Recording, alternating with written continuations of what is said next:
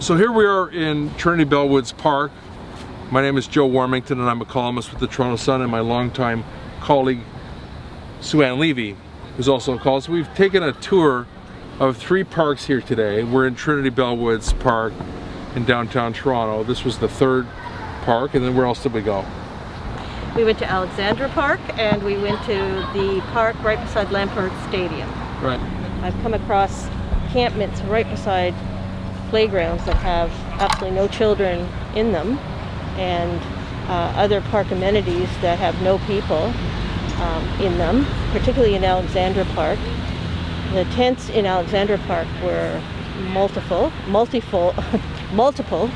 about 36 of them, and they really overtook the park, or part of the park.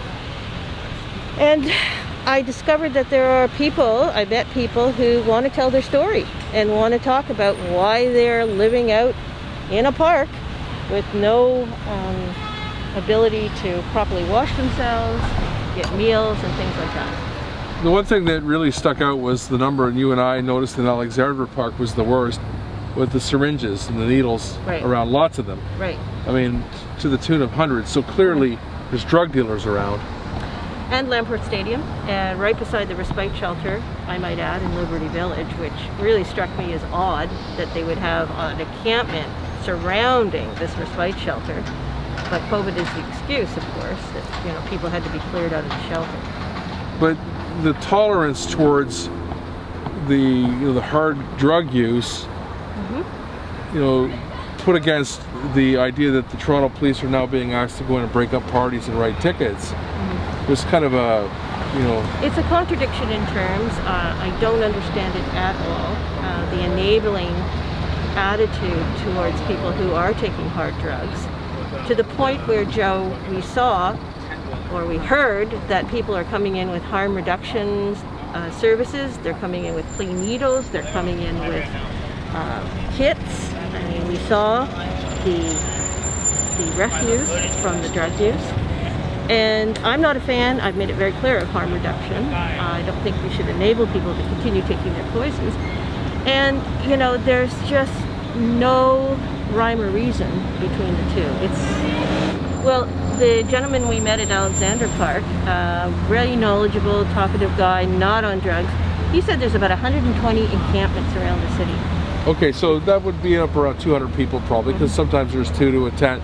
And the question that I noticed is, we're wearing our masks here today because we're close together and we're respecting the rules, trying our best to do that. But the people, none of them are wearing masks. None of them, not one. And you don't hear anybody in political power talking about, in a disparaging way, calling them names or whatever, or even coming to give a bylaw ticket. It doesn't seem to be, so the rules don't apply down here. No, we actually saw police on bikes and patrol cars going through the park. We saw a police officer on a bike riding through. There was no attention paid to people roaming around the park. No attention paid to the dirty needles. I don't know if they've been told to stand down, but the point is that you can't expect one person to abide by the rules, and then you just sort of leave people who have drug issues and homeless issues and say, that's okay with me. I want to leave on one last note. Obviously, it's a very interesting series of columns and stories that you're doing, and obviously the videos. But I think we'd be remiss if we didn't ask, and I have my thoughts on it as well, and that is, what is the solution here? I mean, it's easy to point fingers, but what can they do? Well, I think a little tough love. As I said, I'm not a fan of harm reduction, so I don't think people should be enabled to take their drugs. So if you're going to try and keep them safe and give them clean needles, insist they get rehabilitated. Get rehabilitation. So that's number one. Number two, these are public parks that are for the use of families and kids, dogs, and we should not have encampments here. I mean, I don't want our city to be heading down that road as Seattle has, or major cities. So find a place. There are creative ways to house these people.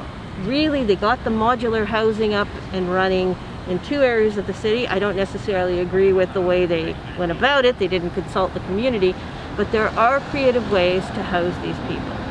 Give them, there are vacant buildings, Well, that's what I was going to say, is that there are many vacancies. They've sold a lot of property to offshore investors and the like, and I don't know whether they can, you know, encourage some of that. But going forward, there's nothing wrong with encouraging the builders who have done very well here in Toronto to build some sort of a, you know, whether it's a base or something with the modern. I think it should be mandatory. You're right, and then that way, you're not allowed to stay here. You must go there. And I have even go as far as to say, build it on enough property somewhere that we've got industrial parts of the city where you could do it.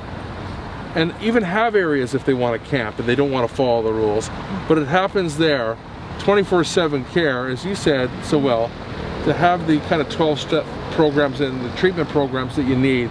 But it can't stay like this. Look, if they're going to be busting people for being at a wedding and having too many people at a wedding, they sure as heck should be concerned about children coming across a dirty needle. And so and anyway. I'm going to say one more thing. They've talked a lot at City Hall about shelter standards. They've talked about making those shelters more welcoming and you know, fit for use. They're throwing a heck of a lot of money at these shelters. It's obscene actually how much money is being. So I think the city has lost its way.